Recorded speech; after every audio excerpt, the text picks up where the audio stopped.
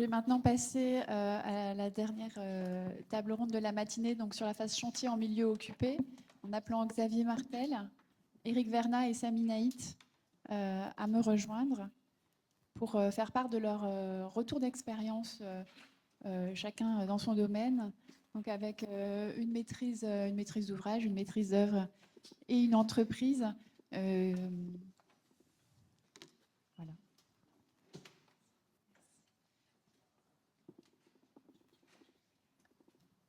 Bienvenue à tous les trois. Donc vous êtes les derniers à intervenir de la matinée. On a parlé des enjeux du point de vue des acteurs publics. On a parlé de la phase programmation qui en fait conditionne énormément aussi ce qui se passe pour vous en phase chantier. Donc de la même façon que chacun s'est présenté aux différentes tables rondes, mais je vais inviter alors Xavier Martel à parler. C'est moi qui vais commencer. Bonjour à tous, du coup je suis Xavier Martel, le responsable du service réhabilitation chez Elogiciamp. Elogiciamp est un bailleur social de la ville de Paris, plus petit que Paris Habitat, mais son petit frère. On a à peu près 30 000 logements sur Paris et avec quelques adresses également en banlieue. On a réalisé en 2019 un plan stratégique du patrimoine avec un objectif de neutralité carbone à l'horizon de 2050. Et du coup, depuis 2019, on travaille sur cette feuille de route qui nous a été fixée pour essayer d'amplifier les réhabilitations qu'on a pu mener préalablement. Pour illustrer le propos, j'avais sélectionné 3 résidences assez différentes, mais assez semblables quand même parce qu'elles sont toutes de taille importante. Alors que, comme l'a rappelé Jacques Baudrier ce matin, on va avoir beaucoup d'adresses à venir dans les prochaines années de beaucoup plus petite taille et sur du patrimoine beaucoup plus ancien. Néanmoins, c'est ce qui nous a animés ces dernières années. Donc une résidence, la résidence du Riz dans le 20e arrondissement, 225 logements des années 50-60 qui avait déjà bénéficié d'une première réhabilitation dans les années 90 avec des extensions sur les façades qui avaient été réalisées à ce moment-là. Comment est-ce qu'on fait pour réintervenir sur ces résidences-là avec la particularité que la moitié des logements de cette résidence sont des studios et du coup comment est-ce qu'on intervient en réhabilitation dans des studios? On est parti sur des opérations tiroirs uniquement pour ces petits logements-là et on travaille en site occupé pour le reste. Donc c'est comment est-ce qu'on s'adapte à l'intérieur de la résidence pour proposer des solutions adaptées à nos locataires, à la fois donc des logements tiroirs quand c'est nécessaire, mais des logements relais et des logements de courtoisie également. La seconde résidence, c'est la résidence Semblancet, donc à l'intérieur de la ZAC de la Grange Jaubel des années 80. Une résidence d'un peu plus de 100 logements, donc moins de problématiques thermiques qu'on a pu rencontrer sur les autres résidences, mais néanmoins des problématiques techniques assez importantes, notamment des sujets d'amiante à l'intérieur des menuiseries extérieures. Et c'est vrai que comment est-ce qu'on fait pour appréhender tous ces risques sanitaires en site occupé? C'est un sujet aussi qui nous a pas mal préoccupés pour essayer d'adapter nos méthodes de travail pour à la fois respecter la sécurité de nos locataires, des intervenants et tout ça en site occupé. Voilà. Et un dernier sujet, donc une résidence HBM encore dans le 16e arrondissement avec Julien Lemontec qui était l'architecte de cette opération sur lequel comment est-ce qu'on fait pour travailler avec des commerces importants à rez-de-chaussée avec des sujets d'activité, de maintien de l'activité, qui sont des locataires qui ont qui sont importantes pour le financement de nos opérations, parce qu'ils sont des loyers qui sont particulièrement importants. Comment est-ce qu'on fait pour les maintenir dans les lieux? Là, on est en travaillant sur des créations de ventilation inversées, du coup, avec des passages à l'intérieur des commerces. Donc, comment est-ce qu'on fait pour travailler avec ces commerces-là en site occupé? Et je crois que j'ai une deuxième slide. Ouais, juste une petite minute pour terminer ma présentation, pour dire qu'on travaille depuis de nombreuses années maintenant en conseil de concertation locative avec nos associations représentatives de nos locataires pour essayer d'adapter nos usages et nos démarches au site occupé en partant sur nos retours d'expérience. Comment est-ce qu'on fait pour améliorer toujours année après année nos usages? Donc on a signé l'année dernière, en 2025, avec tous les bailleurs de la ville de Paris et les associations représentatives des locataires, une charte de la réhabilitation en site occupé pour essayer d'harmoniser nos démarches. Et on essaie d'aller un peu plus loin sur chacune de nos opérations pour pouvoir aller répondre le mieux aux attentes de nos locataires. Merci. Je vais passer maintenant la parole à Éric Vernat, donc architecte. Allô, allô. de copropriété. Oui, bonjour à tous. Je suis désolé, je n'ai pas pu effectivement vous faire des slides parce que j'ai cédé mon agence il n'y a pas très longtemps. Voilà, j'ai plus accès aux éléments. J'interviens pour l'association des architectes de copropriété, la CAC. Je ne sais pas si vous connaissez cette association, qui a pour but de réunir tous les architectes qui interviennent en copropriété. Voilà. Alors notre agence, enfin mon agence, effectivement, je n'ai malheureusement plus, était spécialisée en rénovation donc spécialisée en locaux occupés, tout type. Alors on a même fait des écoles, et peu à peu est intervenue la rénovation énergétique. Alors il faut savoir que la rénovation énergétique, c'est quand même un choc technologique, puisqu'on prend des immeubles qui ont 50 ans et on les fait passer à un saut technologique de 50 ans. Donc c'est vraiment un choc constructif, que ce soit pour une école ou que ce soit pour un bâtiment. On va intervenir sur les façades, on va intervenir sur le chauffage, on va intervenir sur la ventilation, on va intervenir sur les toitures et on va intervenir dans le privatif pour changer les fenêtres. Donc c'est quelque chose dont notamment en copropriété, on n'avait pas l'habitude, mais également pour les écoles. C'est quelque chose de très lourd auquel les gens ne s'attendent pas, ils n'y sont pas préparés, et sous toute la difficulté de préparer bien les choses en amont, et on a pu voir par les précédents interlocuteurs comment ça pouvait se faire. Effectivement, que ce soit une école ou que ce soit des copropriétaires, il faut leur expliquer bien en amont comment les choses vont se passer. Et ce n'est pas simple. Alors pour deux raisons, tout simplement parce que la phase conception, c'est effectivement une phase pédagogique où on va expliquer. Alors nous, on avait une technique qui était bien rodée. À chaque phase, on présentait donc à la mairie ou au conseil syndical la phase, par exemple la PS. Après validation, on la présentait aux copropriétaires ou aux enseignants. Il faut à toute étape emmener les utilisateurs avec soi.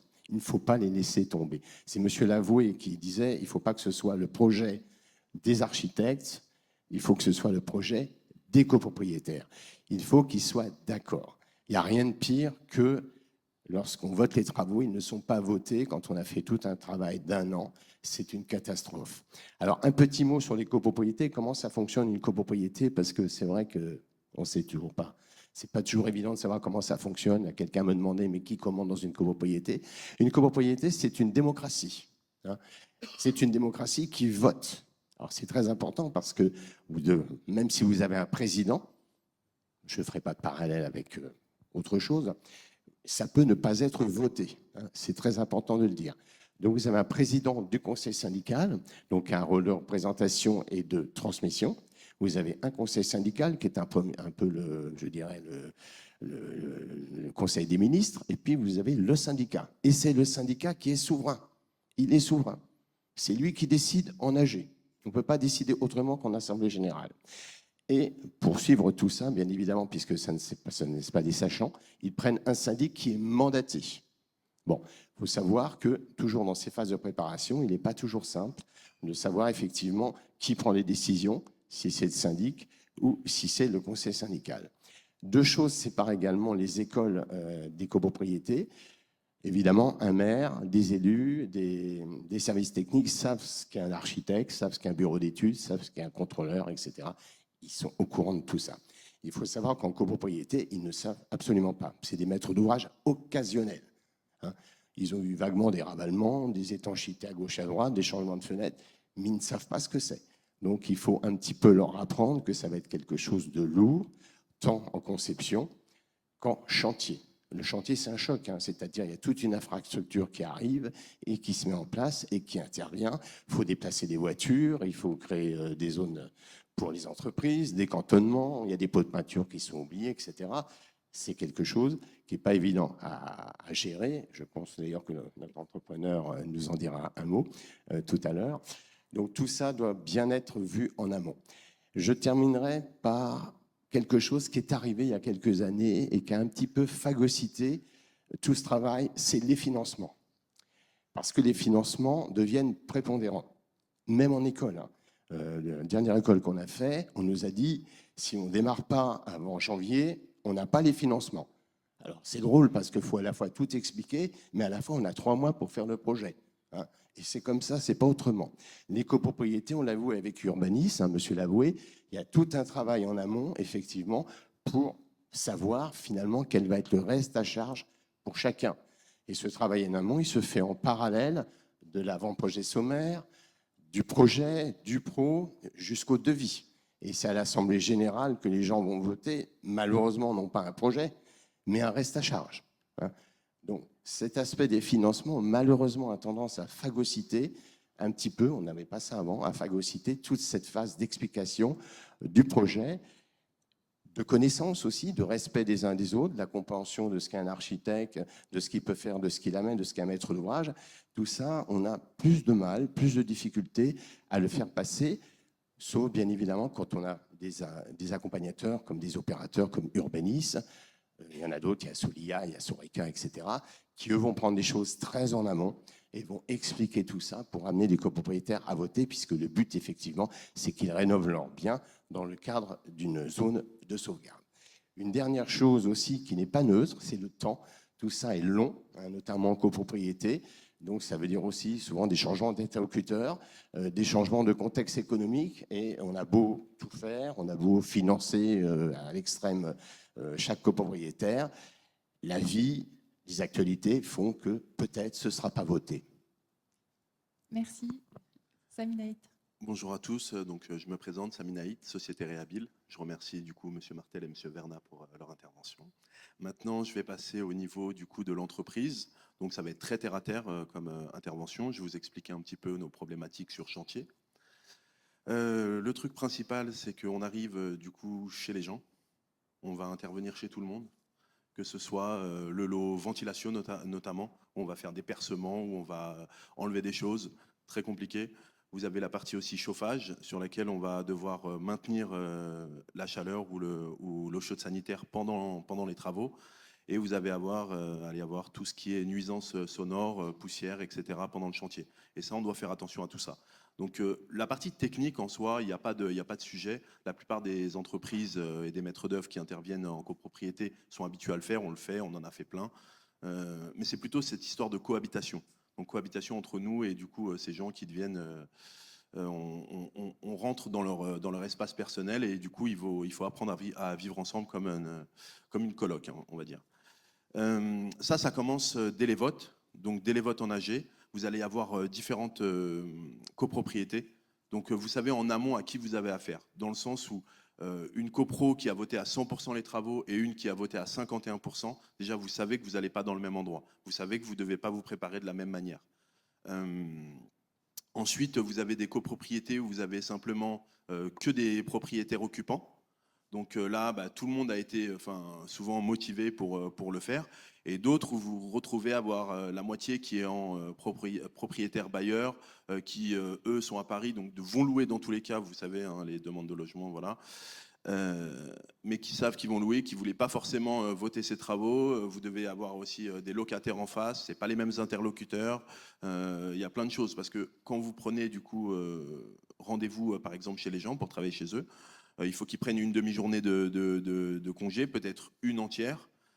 Vous, il faut que vous fassiez attention dans vos timings pour venir aux bonnes heures, parce que vous ne savez pas, surtout au début, quand on commence, je reprends l'exemple de la ventilation, parce que c'est celui qui est le plus intrusif, mais vous commencez une copropriété, vous ne savez pas les temps d'intervention dans le logement, ils diffèrent en fonction des compositions, en fonction de comment c'est fait. Donc vous commencez, vous en avez programmé, admettons, 5 pour la journée, et vous retrouvez, il est 18h et vous n'avez pas fini, c'est compliqué. Donc en général, nous, ce qu'on essaye de faire, c'est que les premiers jours d'intervention, on essaie d'en programmer très peu, même 2, comme si c'était du logement témoin. Et comme ça, après, on a nos temps réels et c'est là où on peut vraiment programmer et permettre à des gens de ne pas s'absenter du travail pour rien. Après, maintenant, il y en a de plus en plus qui ont du télétravail et tout, ça facilite quand même, mais c'est pas évident. Mais voilà, du coup... on a cette partie en amont qui va déterminer la manière avec laquelle on va travailler. Et nous qui devons nous organiser donc au niveau de la programmation, des rendez-vous, la flexibilité qu'on doit avoir, parce qu'il y a des gens qui ne sont pas forcément disponibles tout le temps, il y en a qui ne le veulent pas. Il y a aussi l'état des logements. Il y a des gens, il faut se le dire, leurs logements, ils sont dans des états tellement insalubres qu'ils ont honte d'accueillir des gens chez eux. Donc pour programmer, c'est très compliqué. Des fois, c'est même une des raisons qui ont fait que ces gens n'ont pas voté, parce qu'ils n'ont pas envie qu'il y ait des gens qui rentrent à l'intérieur de chez eux. Voilà, au niveau du bruit, bah, vous avez des gens qui ont des enfants en bas âge, etc. Il y a les siestes, etc. Quand vous êtes à la partie isolation, vous avez les percements, ça fait beaucoup de bruit, c'est très gênant pour les gens, c'est dans votre tête, hein, quand vous êtes dans l'appart et que ça perce un mur, c'est pas agréable, on le sait. Et ça aussi, on doit y faire face. Les parties communes, c'est le nerf de la guerre.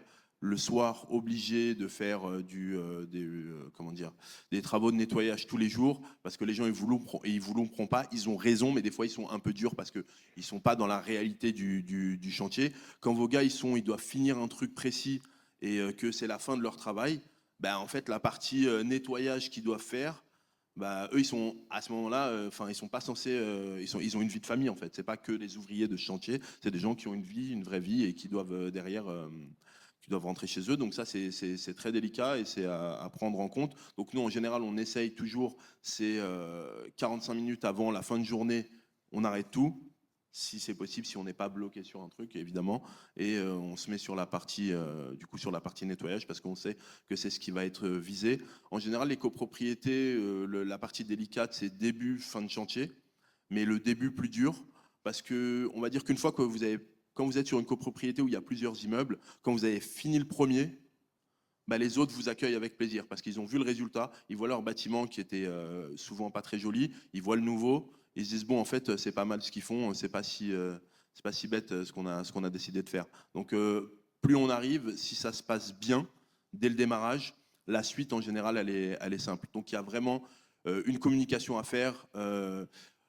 Être proche, je trouve qu'être proche du conseil syndical c'est très important parce que eux ils ont les remontées des copropriétaires. Donc on n'est pas parfait.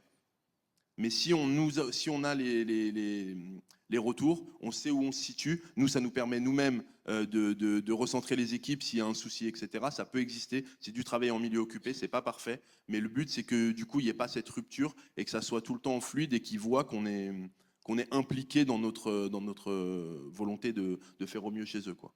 Voilà. Merci.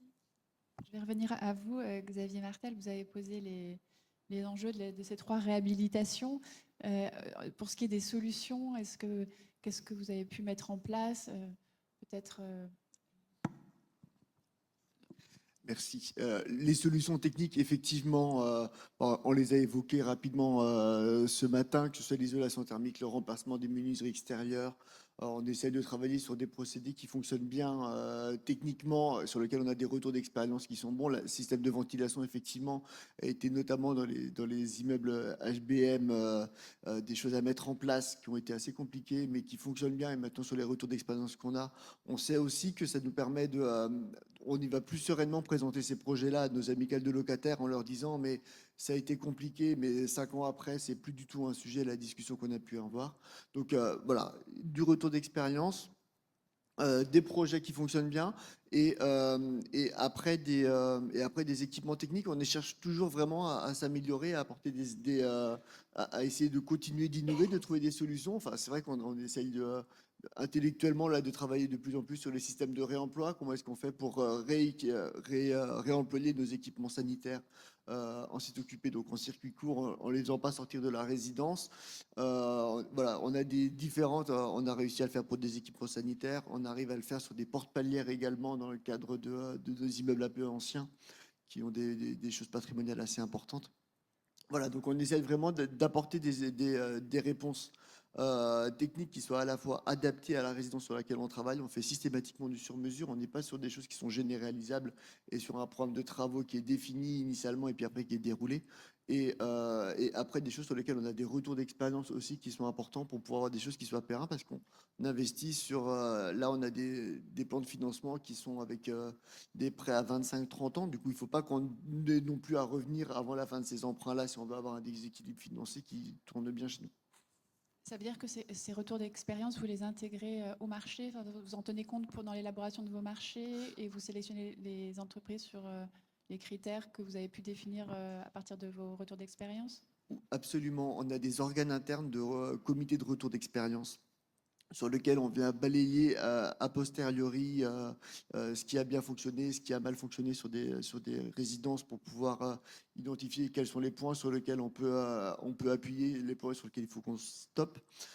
Et après, ces comités retour d'expérience nous servent à alimenter un cahier des charges architecturales qui est communiqué systématiquement en démarrage d'opération à toutes les équipes de maîtrise d'œuvre avec lesquelles on travaille.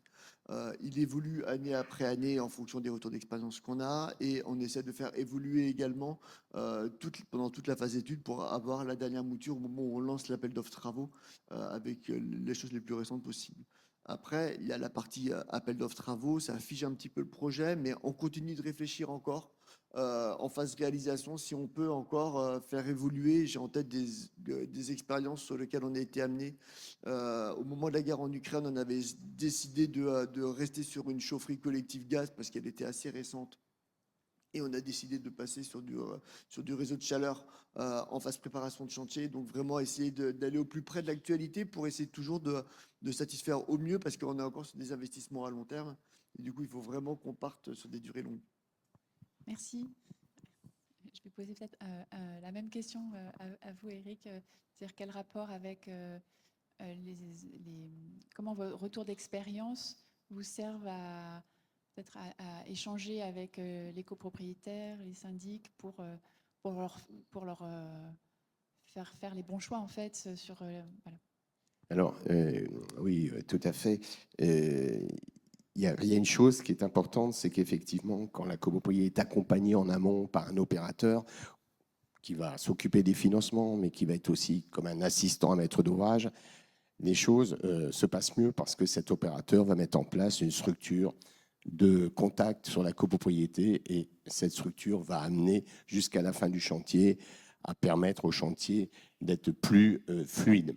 Je vais donner un exemple parce que bon, là, on est resté un peu dans Paris ou autour de Paris.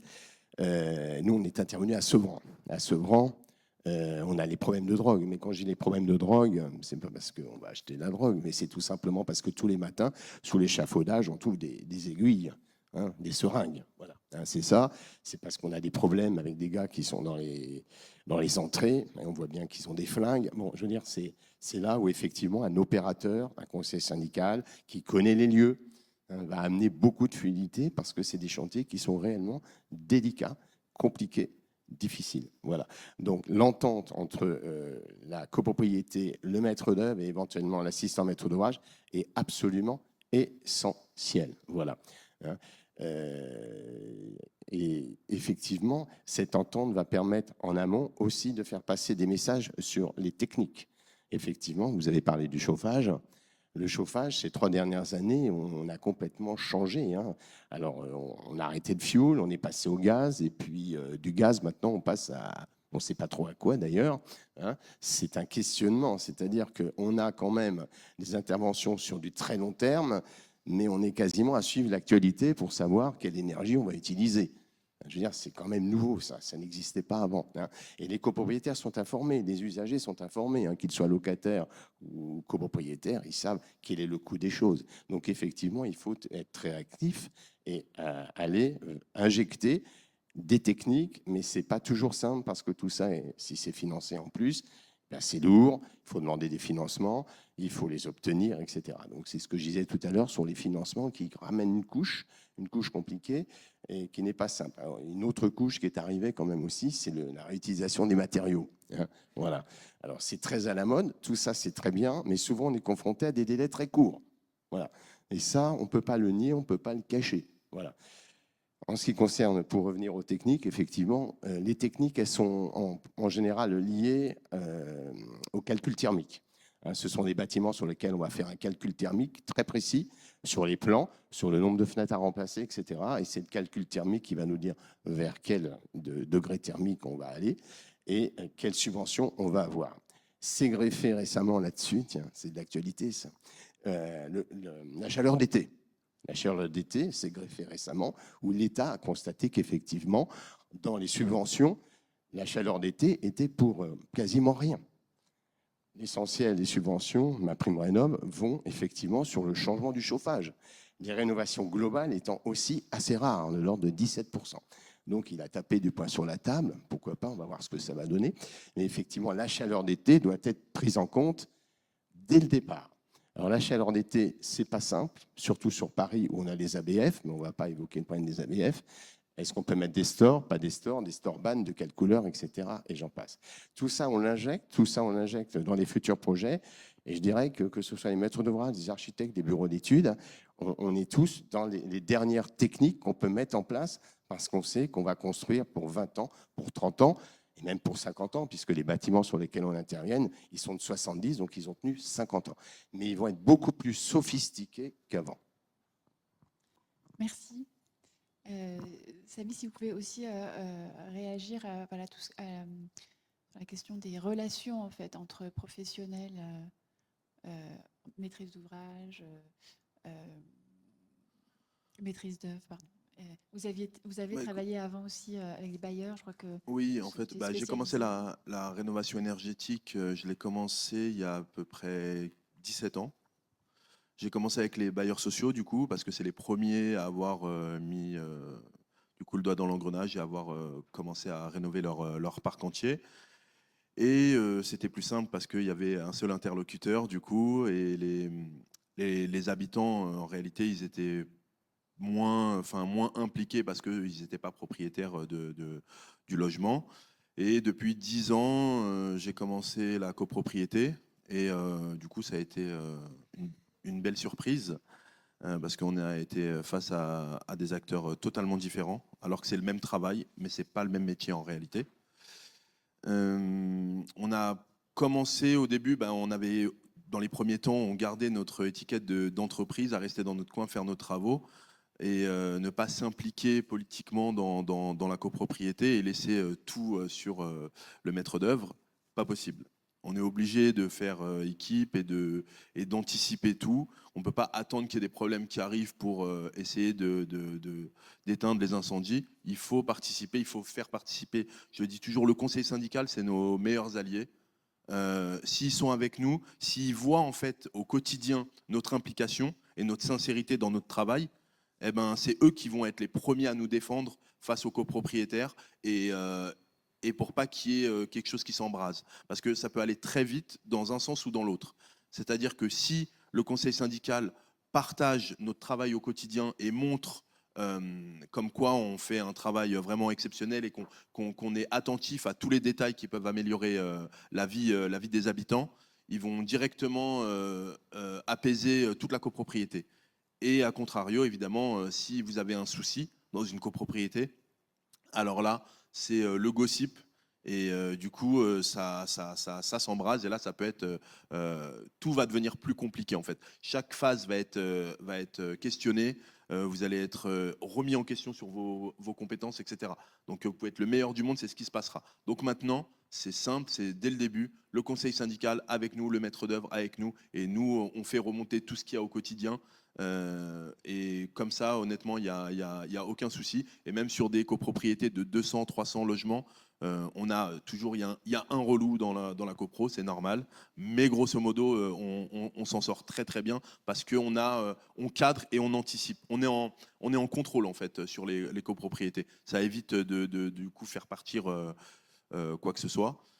Mais ça reste, voilà, c'est du logement. Chaque logement est différent. Vous avez un tel qui a mis sa cuisine pile devant la bouche, rien à faire.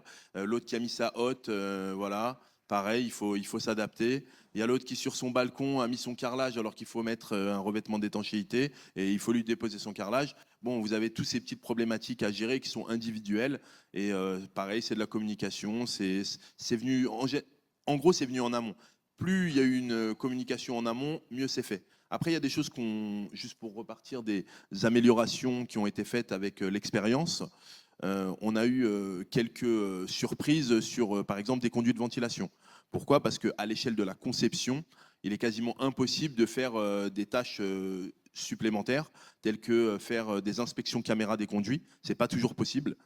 Parce que c'est pas financé, parce que même si le maître d'œuvre l'a mis dans ses options, c'est refusé par la copropriété. Mais du coup, on arrive en chantier et on voit des conduits qui sont dégradés. Et si c'est ça, c'est travaux, pour ceux qui connaissent, de chemisage, ce genre de choses, et qui sont extrêmement coûteux. Et il y a des choses sur lesquelles il faut éduquer, arriver à faire comprendre aux gens que ces petites études en amont, inspection caméra, test de fumée, etc., sur les conduits, par exemple, c'est des choses qui sont importantes. ou peut-être aussi des fois quand on est sur du logement parisien, où la structure des murs n'est pas toujours connue, faire des tests destructifs, faire des tests d'arrachement avec excusez-moi si je vais un peu trop dans le technique, mais bon. Les chevilles qui tiennent les panneaux isolants, par exemple, pouvoir faire des tests d'arrachement en amont pour pas être surpris sur comment le mur est fait en phase d'exécution. Il y a plein de choses techniques comme ça qui sont un peu, on va dire, qui dans 90% des cas peuvent être évitées. Mais le problème, c'est si vous avez un problème suite à ça, c'est tout le projet qui peut être problématique. Donc voilà. Ça Je me pense fait que penser c'est. à deux questions. D'abord, comment vous formez vos compagnons à ça, à ces questions d'entrer dans le logis? Est-ce que vous les formez? Comment vous les briefez? Et sur la question des tests que vous faites en phase chantier, est-ce qu'il faut refaire voter enfin, vous dites que ça n'a pas été prévu Alors, nécessairement au moment du vote, donc comment ça se passe? Alors pour ce qui est en phase chantier, en général en copropriété, il y a toujours j'ai oublié le nom, mais il y a un pourcentage du chantier qui est financé en plus, qui est rajouté dans les appels de fonds pour les aléas. Et cette partie, en général, est là pour financer les problèmes de ce type qu'il pourrait y avoir. Mais des fois, et c'est 1% des chantiers, mais justement, ce 1% est très embêtant. Il vous bloque totalement les travaux. Si vous avez ce problème et que vous ne l'avez pas anticipé et que vous avez un TS qui est du l'ordre de 20% du marché, je dis une bêtise, ou même 10%, bah, il n'y a rien qui le finance. Donc aujourd'hui, il faut revoter en fait, cette partie supplémentaire. Et ça c'est problématique. Du coup, les diagnostics en amont, etc., c'est vraiment obligatoire. Des fois, il y a des gens qui nous envoient des devis, enfin des demandes de devis, des consultations, alors que les diag amiantes n'ont pas été faits, par exemple. Et ça, c'est complètement inutile. Parce qu'il suffit, une fois de plus, c'est 10% de chance, 5% de chance, oui, mais ça vous annule tout le travail qui a été fait en amont. Donc ça, c'est très important. Et ensuite, la première question. Sur la manière dont vous formez vos compagnons justement à toutes ces interactions avec les habitants. Je dirais que c'est une formation un peu informelle, hein. C'est l'habitude. Non, il n'y a pas de. Je ne vais pas vous dire qu'on a préparé des slides et que parce que c'est pas. Je pense pas que ça passera de cette manière. C'est à l'expérience. Nous aussi, on les accompagne. Ça veut dire que moi, j'ai mes conducteurs de travaux qui font énormément. Quand il y a 200 logements, par exemple, ils vont sur une grande partie. Et même si, parce qu'on on va pas se mentir, les ouvriers dans le bâtiment, c'est pas ceux qui ont la plus grande maîtrise de la langue française, c'est une réalité. Mais euh, on essaye, c'est une attitude, et ça va aussi dans le recrutement en amont. C'est-à-dire que des gens qui font la tête toute la journée, c'est pas ce qu'on va recruter chez nous. On aime bien avoir des gens souriants, qui paraissent sympathiques, etc. Ça fait partie, nous aussi, des qualités qui sont demandées. Moi, si un gars, il sait super bien talocher une façade, mais qu'il est tout le temps là à grimacer, bah, je sais qu'en copropriété, ça passera pas. Donc, ça fait partie pour moi aujourd'hui des qualités que les gens doivent avoir en amont, parce que c'est très dur de rendre les gens sociables. Mais en général, c'est ça, on a des équipes qui sont très sociables. On essaye des fois même sur chantier d'organiser des barbecues avec la copropriété, etc. C'est pour qu'il y ait des échanges avec nos ouvriers. On a plein de retours où les copropriétaires, ils connaissent même les prénoms des ouvriers, etc. Il y a un vrai échange.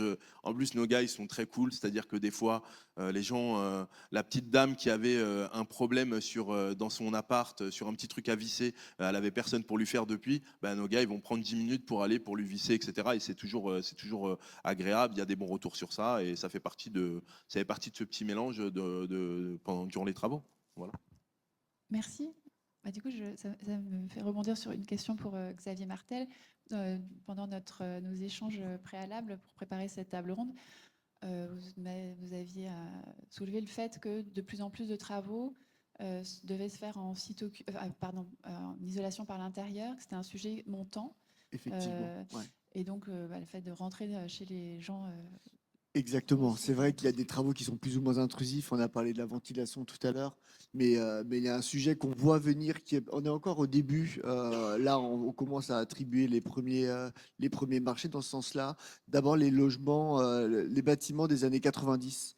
qui ont des écritures architecturales assez dessinées avec des bétons préformés extérieurs qui ont des qualités indéniables sur lesquelles l'isolation thermique par l'extérieur sera incompatible avec le type de travaux.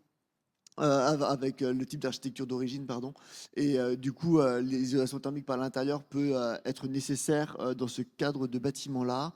On le voit également sur des bâtiments beaucoup plus anciens, évidemment, sur donc la question du HBM avec l'isolation thermique par l'intérieur. C'est un vrai sujet pour des sujets techniques, la perspirance des murs en briques, par exemple, qui fait on ne peut pas travailler sur de la laine de bois, donc il faut qu'on trouve des solutions alternatives. Et puis après, il y a les bâtis encore plus anciens sur lequel on est obligé de travailler pour des questions patrimoniales donc avec des isolations thermiques par l'intérieur.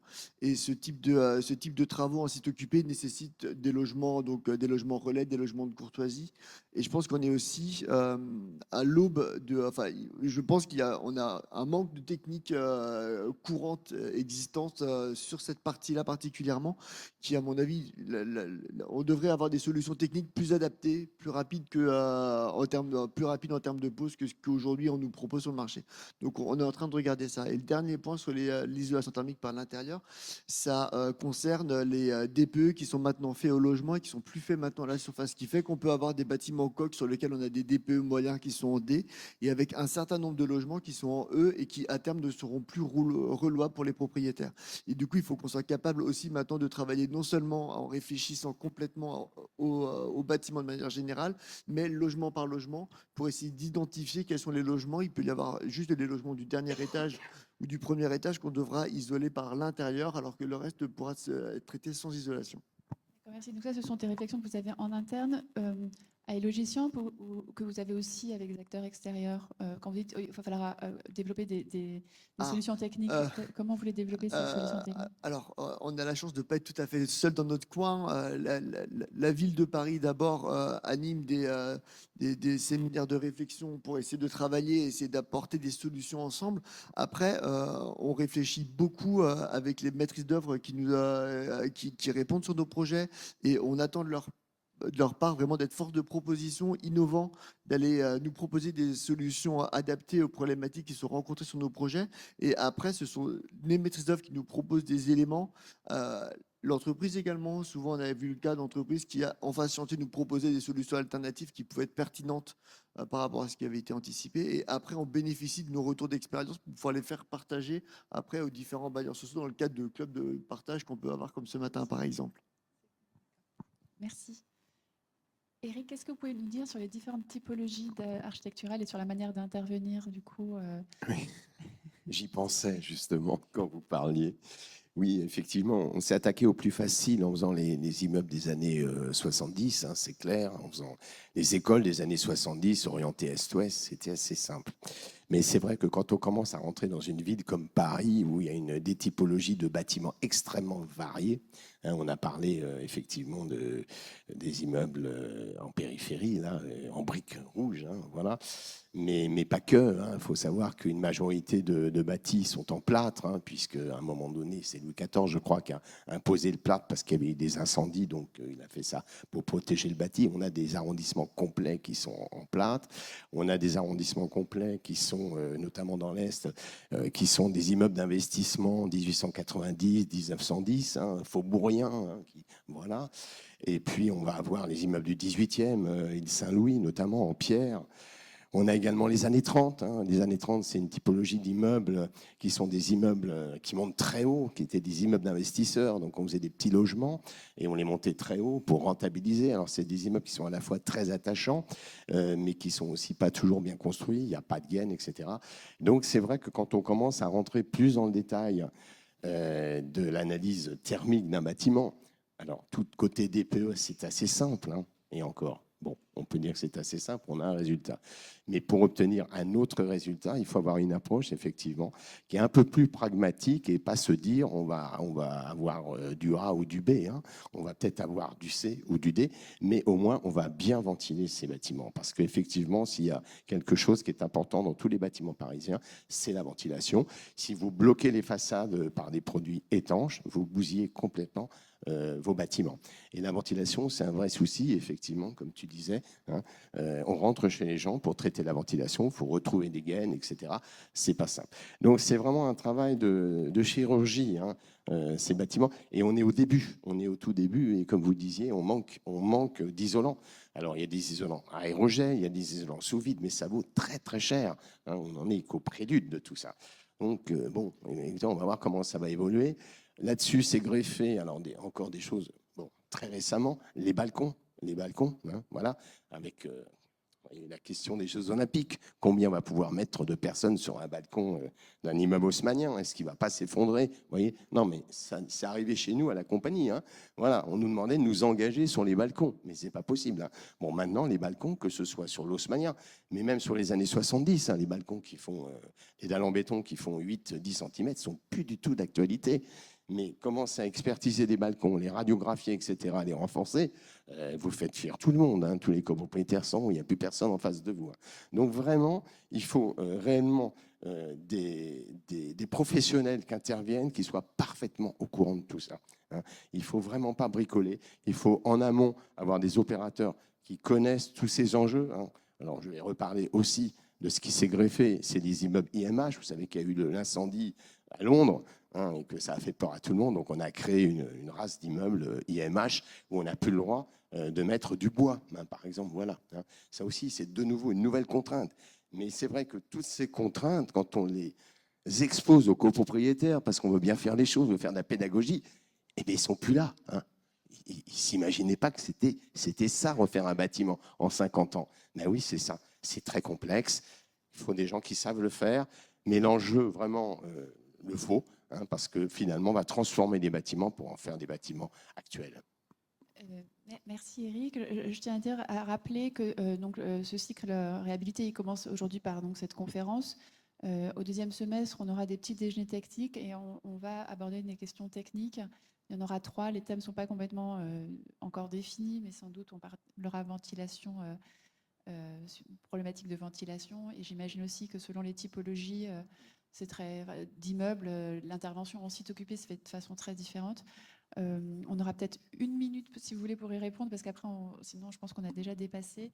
Mais si vous voulez dire quelques mots là-dessus, ou alors on vous réinvite pour un petit déjeuner technique. Non, il n'y a aucun souci. Ça dépend en fait du type de logement. Souvent, on va être confronté du coup à des conduits qui vont être collectifs. Et donc, on va s'appuyer sur ces conduits pour venir mettre des moteurs de ventilation sur la toiture et qui vont faire changer le système d'un système de ventilation naturelle à un système on va dire, de ventilation assistée. Cette ventilation, on a plusieurs types. On va avoir soit une qui fonctionne en fonction de la vitesse du vent et de la pression de l'air. Donc, s'il y a assez de vitesse, en gros, on laisse en naturel et il va y avoir une circulation suffisante. Et s'il n'y en a pas assez, du coup, c'est là où le moteur va s'enclencher. C'est ce qu'on appelle hybride, de la ventilation hybride, du coup, et qui est économique justement parce qu'elle ne fonctionne pas en continu. Ensuite, des fois, vous allez avoir des réhabilitations qui sont sur des immeubles qui sont déjà ventilés, donc qui ont déjà une ventilation mécanique qui est existante. Et là, on va faire un remplacement, soit du moteur plus des conduits. Et des fois, vous allez avoir le cas qui me passionne le plus, c'est des immeubles où vous n'avez pas du tout de gaine. Et donc là, il va falloir mettre du coup du moteur individuel dans chacun des logements. Et des fois, avec les travaux de plâtrerie qui vont avec, les coffrages, etc., les faux plafonds, autant vous dire, ça, c'est un boulot qui n'est pas du tout simple, parce que là, on ne peut plus prendre juste une demi-journée ou une journée aux gens. On est obligé de venir en plusieurs fois. Donc, imaginez, ça les fait sourire. Mais voilà, c'est à peu près ce qui se passe. Après, au niveau des travaux d'isolation, je ne sais pas si c'était aussi la question, mais Non, vous avez différentes typologies. la ventilation, Ok. et, parce qu'effectivement, quand on parle rénovation thermique, on pense beaucoup plus à l'isolation des murs, et finalement, on parle assez peu du remplacement des systèmes de chauffage ou de la ventilation. Et J'aimerais finir, excusez-moi, juste parce que c'est un sujet qui va arriver, donc je voulais en parler. C'est la pompe à chaleur. Nous, on commence à avoir de plus en plus de votes. On a été consulté sur pas mal de dossiers sur de la pompe à chaleur ou pour que ce soit chauffage, soit eau chaude sanitaire, soit les deux. Je pense que on va tous découvrir des choses à ce moment-là parce qu'il n'y a pas encore assez de recul. On a fait des petites copropriétés. Là, on commence à avoir des dossiers qui vont commencer d'ici la rentrée sur du 100, 200 logements. On a tous un peu d'appréhension, mais il y a une réalité, c'est que ça reste une technologie qui est quand même éprouvée, qui est ancienne. Vous voyagez, moi j'étais au Japon il n'y a pas longtemps, la pompe à chaleur c'est habituel, c'est normal. Et les Japonais, c'est des gens qui travaillent très bien.